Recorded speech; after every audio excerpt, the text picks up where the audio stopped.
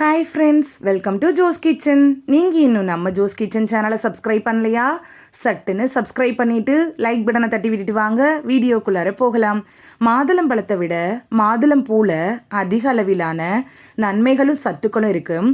இந்த மாதுளம்பூ என்னென்ன நோய்களுக்கெல்லாம் மருந்தாகுது அப்படின்னு தெரியணுமா?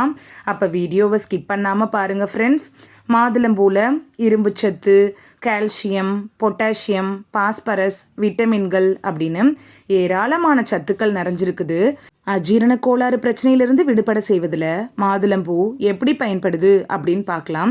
அஜீரண கோளாறு ஏற்பட்டு அதனால் கேஸ்ட்ரிக் ட்ரபிள் ப்ராப்ளம் வந்தாலோ வயிற்று கடுப்பு ஏற்பட்டுச்சுனாலோ மாதுளம்பூவை தண்ணியில் போட்டு நல்லா கொதிக்க வச்சு கஷாயம் போல் செஞ்சு வச்சுக்கோங்க.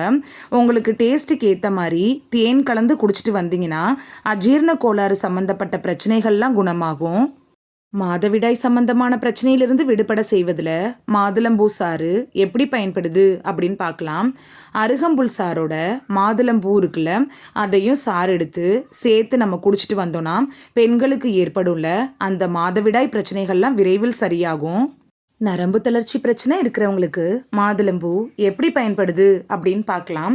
மாதுளம்பூவை பசும்பாலில் வேக வச்சு கொஞ்சம் தேன் கலந்து தினைக்கும் குடிச்சிட்டே வந்தீங்கன்னா நரம்புகள்லாம் வலிமை பெறும். குறிப்பாக நரம்பு தளர்ச்சினால் அவதிப்படுறவங்களுக்கு இந்த மாதுளம்பழம் பூ அப்படிங்கிறது ஒரு நல்ல அருமருந்து அப்படின்னு கூட சொல்லலாம். இரத்த சோகை பிரச்சனையிலிருந்து விடுபட செய்வதில் மாதுளம்பூ எப்படி பயன்படுது அப்படின்னு பார்க்கலாம். மரத்திலிருந்து மாதுளம்பூவை பறித்து அப்படியே சாப்பிட்டீங்கனாலே போதும், இரத்த விருத்தியாகும், இரத்த சோகை பிரச்சனையெல்லாம் குணமாகும். உங்களோட உடம்புல ஹீமோக்ளோபின் லெவலும் இன்க்ரீஸ் ஆகும். இருமல் குணமாக மாதுளம்பூ எப்படி பயன்படுது அப்படின்னு பார்க்கலாம். மாதுளம்பூக்களை எடுத்து அதை நிழல்லையே உலர்த்தி அதுக்கப்புறம் பொடியாக்கி ஒரு நாளைக்கு 3 வேளையும் 1 ஸ்பூன் அளவு சாப்பிட்டாலே போதும். 2 நாளில் இருமல் சரியாயிரும். தொண்டை புண், வயிற்றுப்புண் இதிலிருந்துலாம் குணப்படுத்துறதுல மாதுளம்பூ எப்படி பயன்படுது அப்படின்னு பார்க்கலாம். பெண்களுக்கு கருப்பை வலுவடையணும்னா மாதுளம்பழ பூவோட சாறு தான் ரொம்ப ஹெல்ப்ஃபுல்லாக இருக்கும். இந்த மாதுளம்பூவோட சாறை குடிக்கிறது உடலுக்கு ரொம்ப நல்லது. மாதுளம்பூவிற்கு வாய் புண்கள், குடல் புண்கள் ஆற்றக்கூடிய தன்மைலாம் இருக்குது. மாதுளம்பூவை தண்ணியில் போட்டு கொதிக்க வச்சு வடிகட்டி அதோட கொஞ்சம் தேன், லெமன் ஜூஸ் இதெல்லாம் கலந்து குடிச்சிட்டு வந்தீங்கன்னா தொண்டை புண், வயிற்றுப்புண் இதெல்லாம் விரைவில் சரியாகும். இரத்த மூலம் குணமாக மாதுளம்பூ எப்படி பயன்படுது அப்படின்னு பார்க்கலாம். மாதுளம்பூ சாரோட கொஞ்சோண்டு பனங்கற்கண்டு சேர்த்து நீங்கள் குடிச்சிட்டு வந்தீங்கன்னா விரைவில் இரத்த மூலத்திலிருந்து விடுபடலாம். உடல் உஷ்ணத்தை தணிக்கிறதுல மாதுளம்பூ எப்படி பயன்படுது அப்படின்னு பார்க்கலாம்.